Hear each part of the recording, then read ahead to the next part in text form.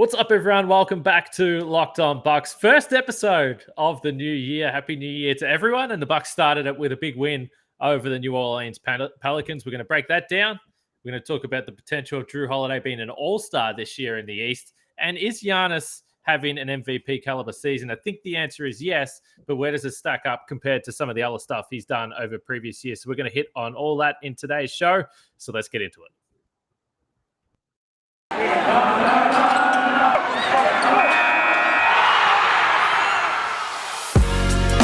You are Locked On Bucks, your daily Milwaukee Bucks podcast, part of the Locked On Podcast Network, your team every day. Welcome to Locked On Bucks. I'm your host, Kane Pittman. You can see and hear me on this show daily and also from my work over at ESPN. And joining me, as you can see, in his comfortable Sunday evening chair, as he often is on Locked On Bucks, it's Justin Garcia from the Bucks Radio Network. We are recording this during, I believe, the fourth quarter is about to start in the Green Bay Packers game. I'm looking outside here in Australia. There's not a cloud in the sky. It's actually very warm, maybe a little bit too hot. This game looks painful watching these players out on the field. I've been to Lambeau a few times, Justin. The last time I went there, I thought there was a chance I was going to lose both my legs. I was that cold. So that's one thing that I'm not exactly missing about Wisconsin is that weather. No, yeah, it's getting cold this week, and it's supposed to be pretty nasty. Yeah, it's supposed to be in the negative degrees here in the next couple of days. So you're not missing much this time of year. All right. So as far as the Bucks go, like I said, they tipped off the new year with a big win over the Pelicans, 136-113. Kind of crazy that they scored 136 points in this game because the first 7 or 8 minutes, you could tell that maybe the players are just wearing off the New Year's Eve celebrations or whatever they did. I'm not sure. But it was a rusty start to this game. But then they really kicked into gear. And we should just start talking about Giannis. Massive triple-double. We know he had the one triple-double already this season that we weren't actually aware that he had until after the fact. He got this one in real time. We saw it. A nice dish to Grayson Allen, 36 points, 15 rebounds, 10 assists. I believe that was the count there. Anyway, just a ridiculous line for Giannis. You were there firsthand. What did you take away from this performance? I know you had a couple of stats up your sleeve in particular that I found interesting. No, it was just a typical Giannis performance where you just kind of take it for granted, where you look up at the scoreboard all of a sudden and you're like, holy cow, he's up to that many points and he could have a triple-double.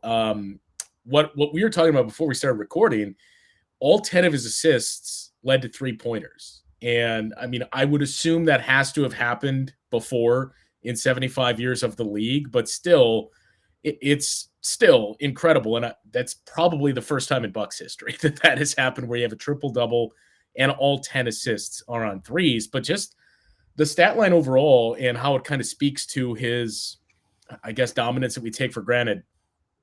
35, 16, and 10. It is the first time in his career he's ever had a 35, 15, 10 stat line, and only the 5th time in Bucks history we've seen it. It's only the 52nd time in NBA history that you see what he did, and you're like, well, he has to have done that before. And then you see, no, never done it before, and it's only happened 50 times in 75 years of the league. Yeah, one stat line that I thought was interesting. This is one that Frank was chasing or keeping an eye on for a long time that I still don't think that he has done it. You might know, Justin, or certainly our listeners will let us know straight away, was the 30-20-10, the perfectly declining triple-double. I don't know how you describe that. But anyway, that would be a really cool stat line. I don't think he's got that, though. No, I don't think so. But yeah, I've seen Frank just opining for that he's come close a couple of times, but I don't think he's gotten that because the 2020s, he's been in the 20 for those 20 rebound games. So I think he had like 28 in one of those games. But yeah, to my knowledge, he's never had a 30-20-10. But that's just another thing where he's going to have it. And then we'll look at the box score afterwards like, man, this has got to be like the 3rd time he's done this. Like, oh, he's never done it before.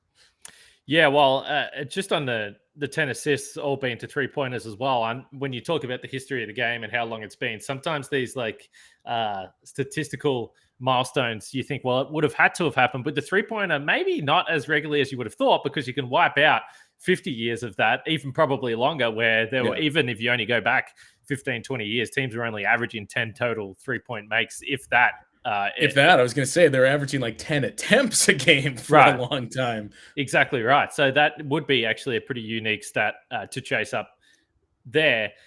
But on the entire season now, he's averaging 27.8 points, 11.6 rebounds, 5.9 assists. He's getting you a steal, almost 2 blocks. He's the only player in the league that is averaging 25, 10, 5, 1, and 1. So the 5 main statistical, counting stats there. So he's the only player in the league above those marks. If you remove the blocks, then Jokic comes into the calculation. He gets his fair share of steals, but not exactly a rim protector. Nikola Jokic. So those two are the only guys that have the points, rebounds, steals, so 25, 10, and 5 in the league. And then if you remove the assists and just have the points and rebounds, then it's only Joel Embiid that is added to that list. So as I was going through that, I actually did think or expect that there was going to be more names than that. But you're really looking at the two MVPs of the previous seasons, Giannis and Nikola Jokic, when it comes to just purely counting stats.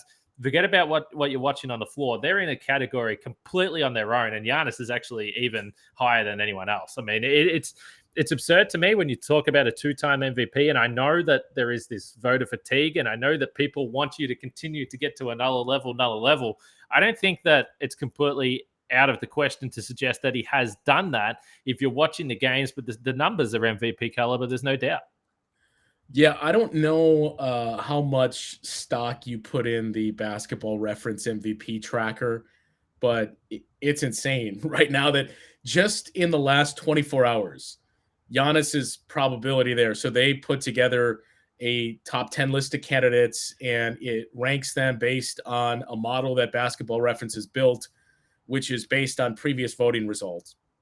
Yesterday after the game, or yesterday leading up to the game, Giannis was the leader in this MVP tracker, and I think he was at like 23%. Today, he's at 31% probability of winning the MVP. Number one in the league. It's Giannis, Nikola Jokic, Steph Curry, and Kevin Durant are the top 4, and then you see a sizable drop-off after that. But I think Nikola Jokic, what he's done this year, he's been perhaps even better than he was last year when he won it. But I think he's going to run into the same problem that Giannis had last year, where you can, with Giannis, it was 2 years in a row, but then you got to go deep in the playoffs and you got to get to the finals. Otherwise, we're just kind of done with you. What Giannis did in the finals last year is basically his get out of jail free card in the MVP vote. That we entered last year saying he won 2 in a row, and it was 2 disappointing ends and exits in the playoffs for the Bucks. So he's out of consideration. And after he did that, came back from that knee injury, did what he did in the finals, did what he did in Game 6, he's right back in any discussion. And now you look at what the Warriors are doing. If the Bucks, not even finished with the best record in the East, but if this continues to be a 3-way race between the Bucks, the Nets, and the Bulls that are all near the top of the Eastern Conference, and Giannis is continuing to do this, it's going to be, I think, either Giannis or Steph Curry. Kevin Durant has been great, but we're seeing James Harden start to play a lot better now as well, that I think that's going to take away some of Kevin Durant's votes. So this is probably going to end up being between Giannis and Steph Curry as we get to the second half of the season for who wins the MVP. Yeah, I think that's right. And again, it does come down to the voters and who the wave of momentum, I guess, is behind. And the Warriors have had a lot of that this year because I guess the Warriors fatigue is over and now everyone's enjoying Steph, what he's doing, including me, by the way. So I think he's been spectacular. I will say LeBron's starting to get a bit of attention now, but to me, just because it's LeBron, we don't need to forget about what's been basically a rule forever. If your team is mediocre, which is exactly what the Lakers are right now, there is a long way to go. But if you're in a mediocre team, you can't win the MVP. So I don't think that he should be in the discussion until the Lakers prove that they're a team that are competitive on a nightly basis. They're hovering around 500 right now. So for me, I wouldn't put LeBron in that conversation yet, despite the fact he's doing absurd things. It's a long season. I have my concerns that he's even having to do all this stuff in the first place. But as far as Giannis goes, just some of the other numbers, at the rim, which is just this absolutely ridiculous number that he was able to get to, but still elite 77%. Nothing else has really changed in terms of the shooting percentages. They're all really the same. The mid-range is at 37. That's been about right. 28% from 3. That's a little bit down. 69% at the free throw line. It's nice, but it's not great. So there's a bunch of different numbers there that are very much the same. But he's passing. He's on track to have his best assist season of his career so far. His turnovers are down. and the usage has gone up, and he still hasn't lost any of that efficiency in terms of how he's running the offense. So Giannis should be right in the conversation. He's been absolutely elite. Speaking of elite, though, Built Bar is absolutely elite. And Justin, I was tagged in an Instagram post yesterday, and it looked like there had been a special delivery of Built Bars. It was either to yourself or I don't know who it was to, but it looked great. That's all I'll say. Yeah, I mean, everybody's getting in on the Built Bar craze. I just got a delivery the other day too. Well, I mean, it's the only way to go. It's particularly now that we're into the new year. If you want to be healthy, you want to get fit. Everyone has all these goals. I don't particularly, go into the new year with any goals, but I know a lot of people do. So you should be doing that with Built Bar if that is your goal. It tastes better than a candy bar, and it's healthy. It makes it easy to stick to the resolution, whatever yours may be. They're covered in 100% real chocolate, 130 calories, 4 grams of sugar, 4 net carbs, 17 grams of protein. And that compares. It's much better than any type of other protein bar, candy bar, whatever it is. This is the way to go for you. And we've got a great offer. Just use LOCKED15 as your code for 15% off at built.com. That's promo code LOCKED15 for 15% off at built.com.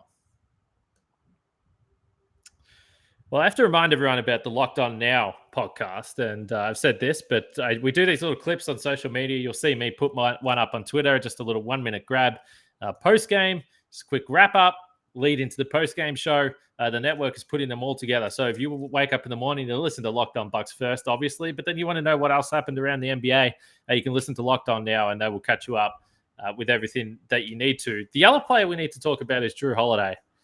He has been on one hell of a tear here the last few weeks. It's been so fun to watch.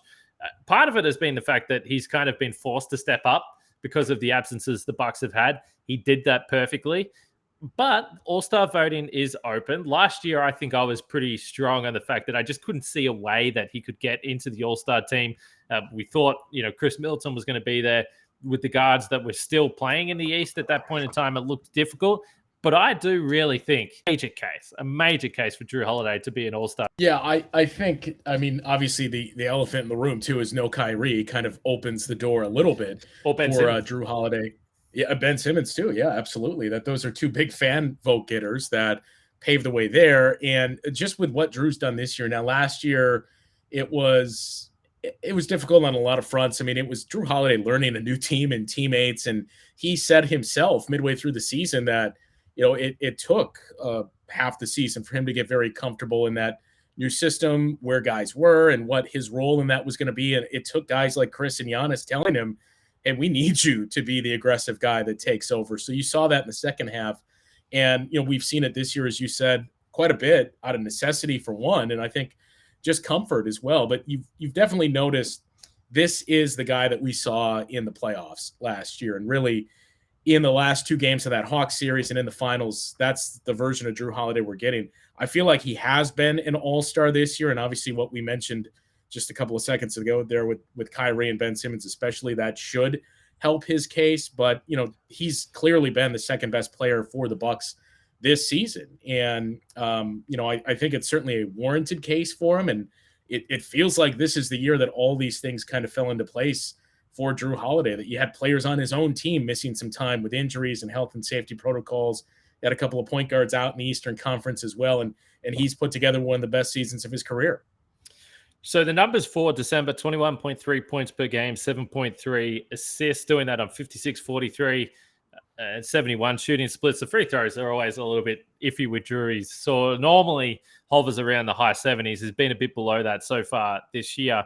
The thing that I love, though, and I saw Frank was tweeting out some numbers this morning just based on his shooting for the season. And I think on the year, I believe he's at around 60% at the rim, which is well below the 66 he was at last year. But since December 1st, he's actually been 65% at the rim. And I remember when we were having the conversation and, discussing it with Frank, and I was kind of like, well, I'm just not concerned about Jrue Holiday shooting at the rim at the moment because it's actually just so bizarre, some of these shots that he's missing. It was just so strange to me that I'm like, this has to turn around at some point.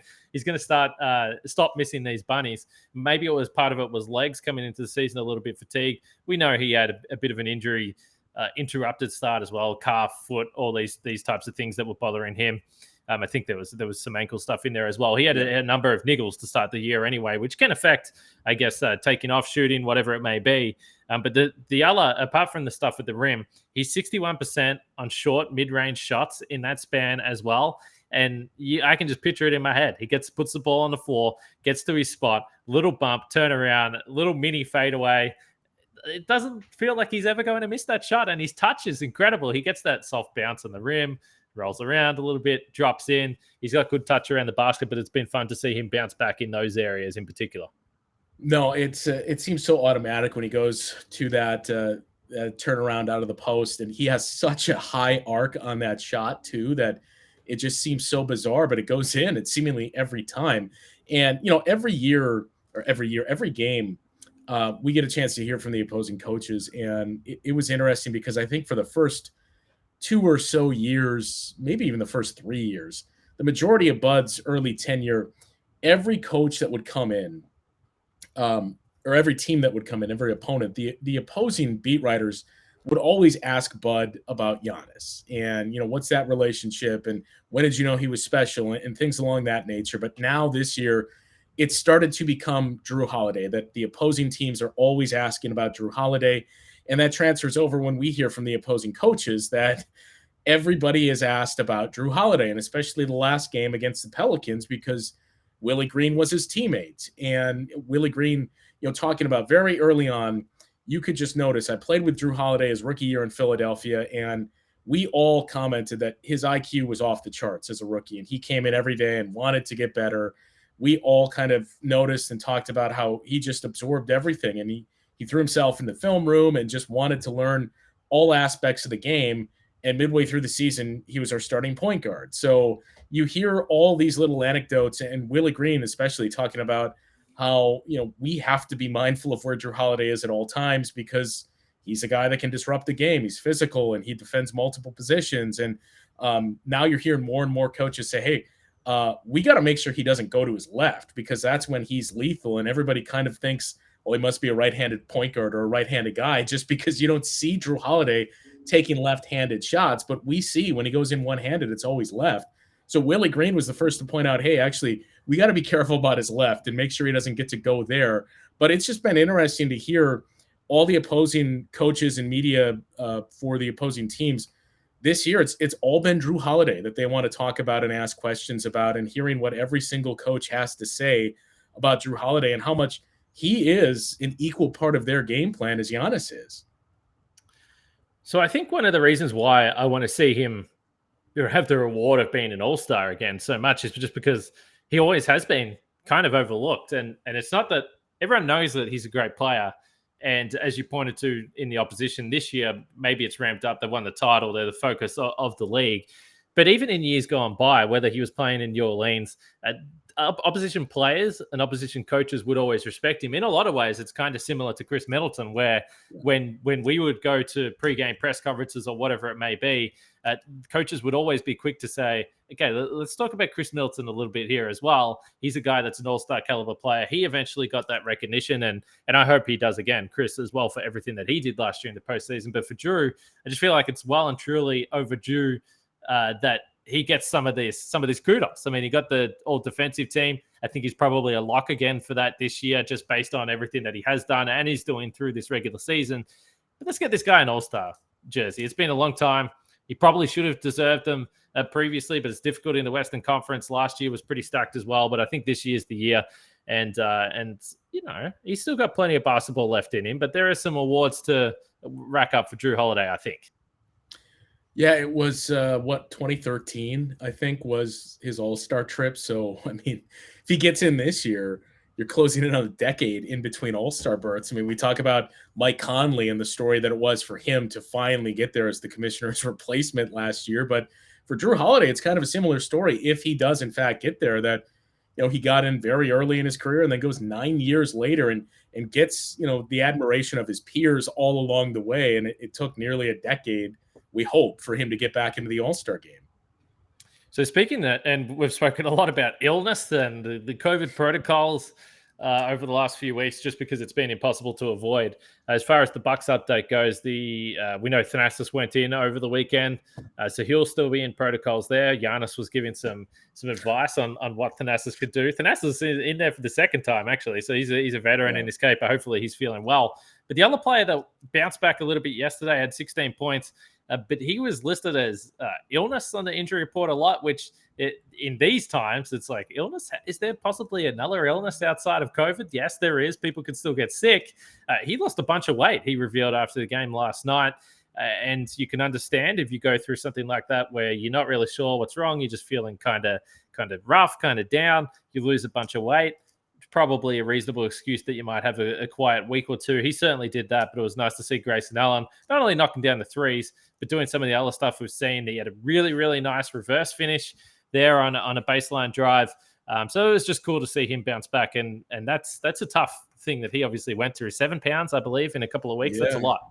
That's a lot. And yeah, we've seen him do that a couple of times. And I think he surprised some fans early with his ability to put the ball on the floor and create his own shot. But I'm not going to say these next few weeks are big for Grayson, but it's big for the team because, we talked about when Chris returned from health and safety protocols, Grayson Allen went on a tear when Chris Middleton was out. And when he came back, one of the first things we all talked about was, okay, he's got to figure out where he fits in with this offense when they're at full strength. And when you got Jrue and Chris and Giannis and Bobby Portis and his emergence. So now when you introduce Donte DiVincenzo back in the mix, I know he won't be there today against the Pistons and wasn't there over the weekend, but that's still another variable. These are the weeks for Grayson Allen to kind of figure out, how do I play off of Donte? How do I play, alongside these guys? Because we've seen him when it was just Giannis and Grayson Allen, he put up some big numbers, and the numbers dipped off a little bit when Chris returned.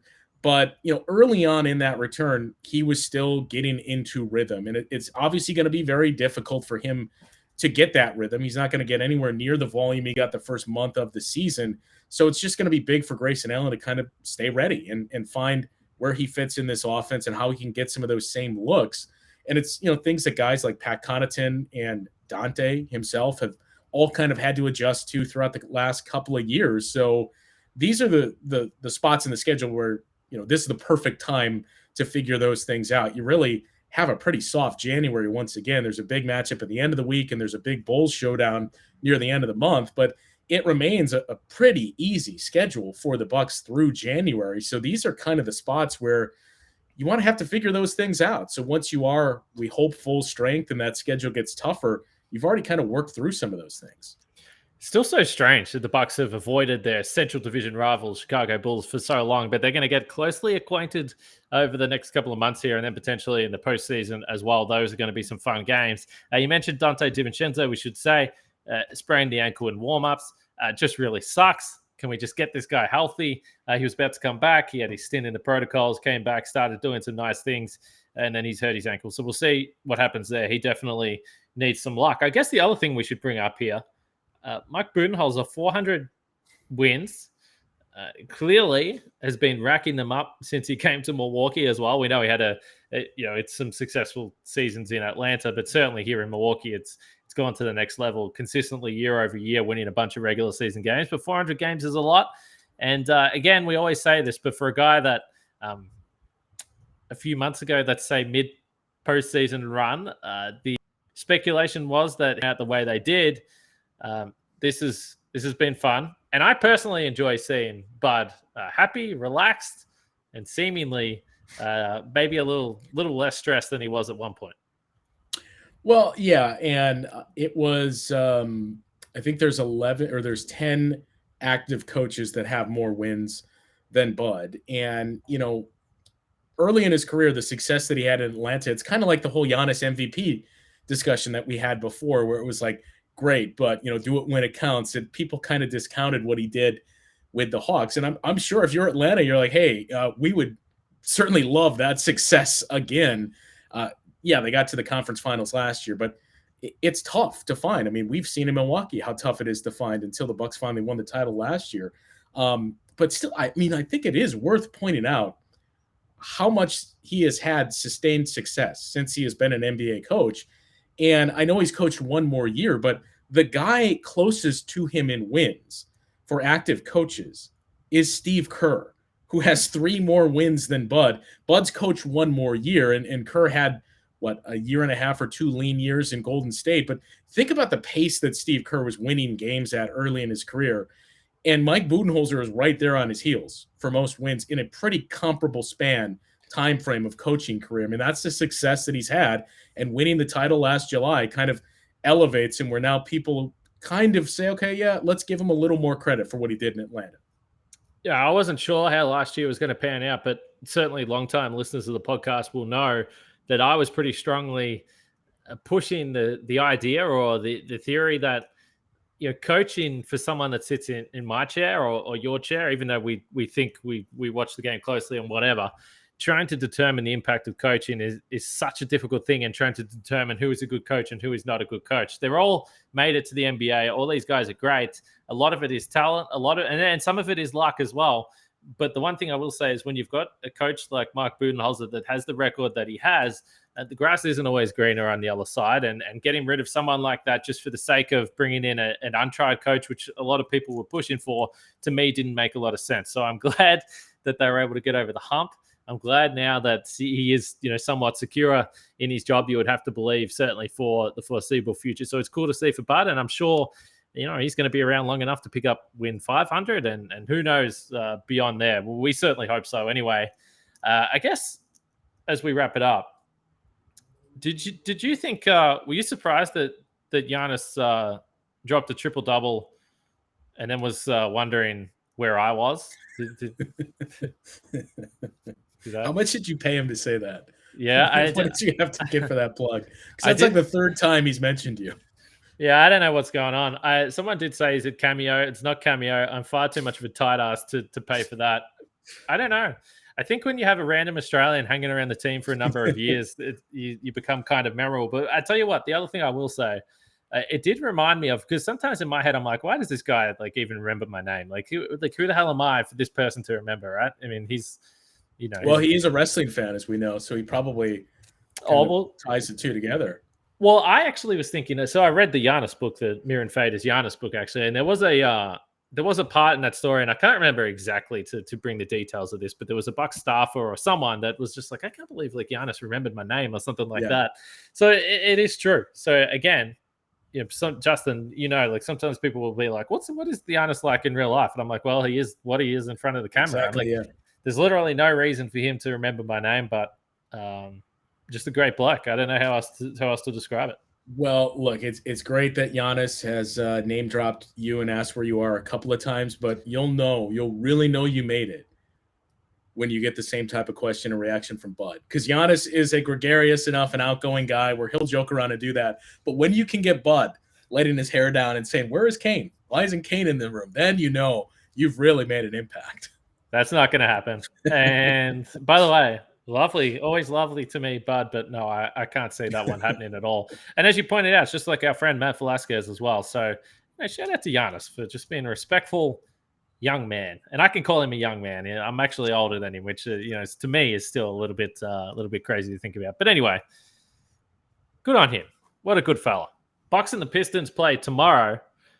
Before you watch that, you might want to check out the Locked On Bets podcast with your boy Q and handicapping expert Lee Sterling. They'll have you covered with everything you need from a betting perspective. That's Locked On Bets. But Bucks and Pistons, there's a long winning streak on the line there, Justin. They got to wrap that up. You'll be there.